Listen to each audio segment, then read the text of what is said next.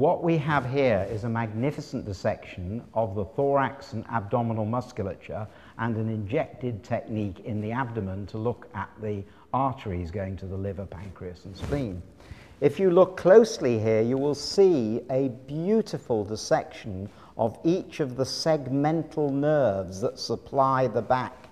This white area is the tough fiber, the thoracolumbar fascia of the back, but coming out of it and supplying these muscles are these individual nerves, one for each vertebral level, and is most magnificently dissected. The average medical student would never manage to keep those nerves. They would get chopped in the dissection process. But even more beautifully here, the actual specimen has been prepared with the anterior abdominal wall opened out so that we can see the six-pack of the rectus abdominis. Here's the six-pack of the rectus abdominis, and each layer of the anterior abdominal wall, which is 3 muscle layers that overlap. You can see how the direction of fibers in this top layer is in that direction, in the next layer is in that direction, and in the bottom layer, which is shining through there, is in fact transverse muscle fibers.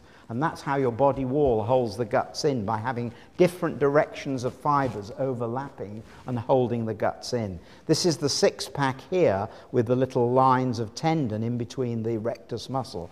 And if we now rotate this, we can see that inside, when we've opened up the wall of the abdomen, here's the chest wall at the top. We can see here the liver, the gallbladder, the duodenum, the pancreas, the spleen, and all the arteries that go to these structures have been injected, and you can see those magnificent in red. Here we have the vertebral column. Here's the aorta with the red contrast media. Here is the inferior vena cava. Here is the esophagus, and the sheet that you can see at the bottom is the diaphragm, which is a sheet of fiber and muscle that divides the thorax above, where my fist is, where the lungs normally are, and the abdomen with the liver below.